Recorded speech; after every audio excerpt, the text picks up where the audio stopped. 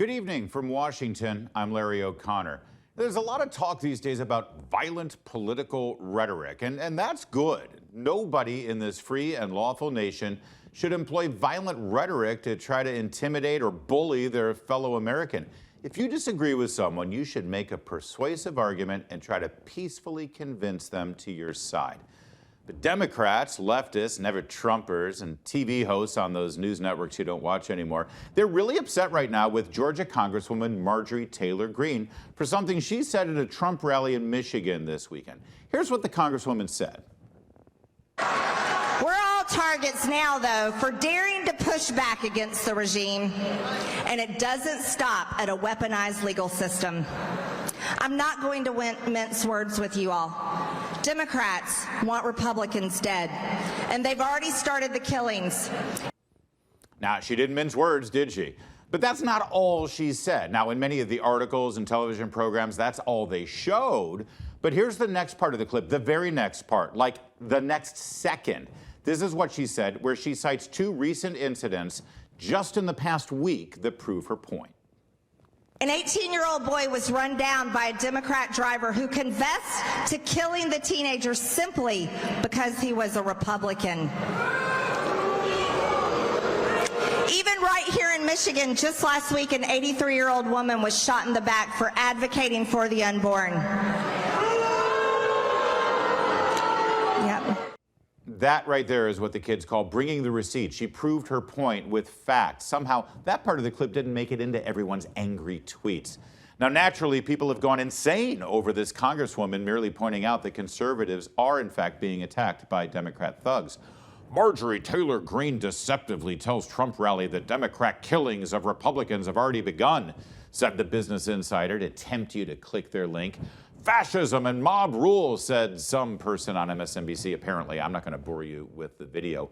Every Western society has always harbored far-right extremists like Marjorie Taylor Greene who dream of committing acts of fascistic violence. That was some history professor at Georgetown University. Take a look at what he said again there, though. Marjorie Taylor Greene, we're told, is in fact inciting violence, dreaming of violence, by pointing out that Democrats are being violent. That doesn't make any sense. They just don't like her. Now, I've never met Marjorie Taylor Greene. She seems like a pretty passionate advocate for her constituents. But honestly, this isn't really about her. This is about the truth. She made an assertion.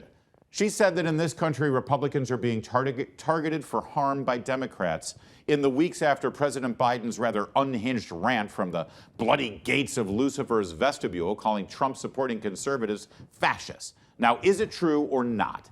Well, here are some facts. In the last 10 days alone, New Mexico Republican Mark Ronchetti, he's the candidate for governor in that state, his home window was shot out by a pellet gun. Two staffers of Texas Republican Governor Greg Abbott were violently assaulted. In Michigan, an 83-year-old pro-life volunteer who was passing out information was shot in the back. And in North Dakota, 18-year-old Kaylor Ellingson was run over in a politically motivated attack. His attacker said that it was because he was a conservative. Now, that's just in the last 10 days. We don't have to go too far back to remember the attempted mass murder of a dozen sitting members of Congress while they were practicing for the congressional baseball game. This violent attack, perpetrated by an MSNBC-watching Bernie Sanders fanatic, left Republican Congressman Steve Scalise on the brink of death. But pay no attention to that actual assassination attempt. A congresswoman from Georgia making note of this obvious trend of political violence against Republicans. That's the real problem. The truth is, yes, multiple recent attacks of political violence have been perpetrated against conservatives and Republicans around the nation by violent leftists. Fact. Some involved with those attacks, some of those involved mental illness, some involved alcohol, others were premeditated acts of vandalism and horrifying acts of murder and violence. But they all had one thing in common. These people thought it was okay, even righteous, to attack fellow Americans for the sole reason of their conservative political views. And it's not hard to see how these people were radicalized. I mean, let's start with the President of the United States. He declared all people who voted for President Trump as potential terrorists. Our law enforcement institutions, specifically the FBI, they have publicly labeled parents who want to be involved in their children's education as potential terrorists, not to mention if you fly a Gadsden flag. Leftist academia, they've indoctrinated our young people to think that silence or speech they don't like is the equivalent to violence. How often do you hear that? Oh, your words are violence. Your silence equals violence. Well, what's the natural self-defense to violence against you? Violence.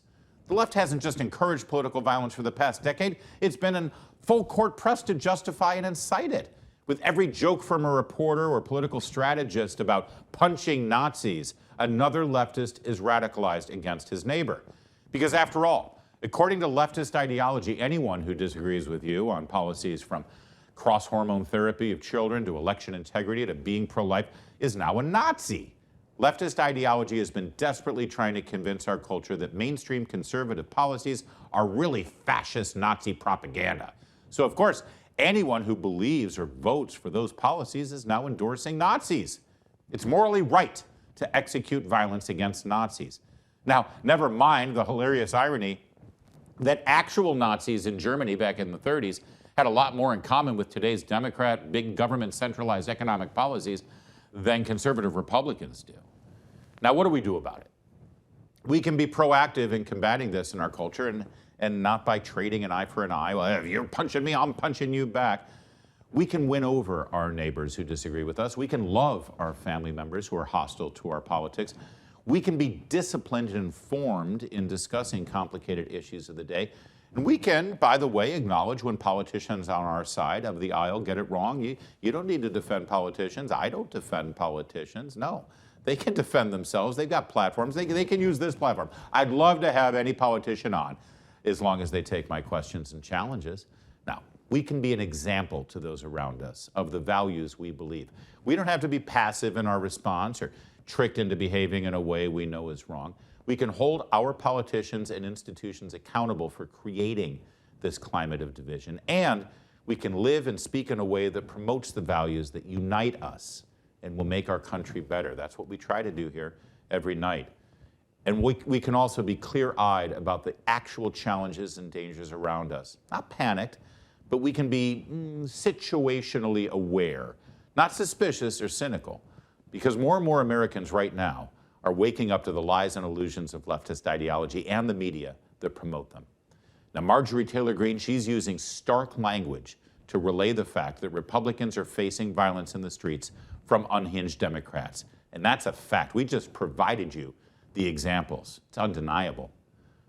What's debatable, though, is this assertion that the mere act of relaying the fact is an act of inciting violence. See, that's what she's being accused of. She's being told, don't talk about the violence in the streets because you'll invite violent retaliation. What? That doesn't make any sense. But then again, I don't have an advanced degree from Cornell. It is, however, pretty instructive to see that Democrats and liberal activists and people in the media are so upset and agitated that this Congresswoman talked about violence against Republicans rather than being upset and agitated at the violence itself. In fact, I think it tells you everything you need to know.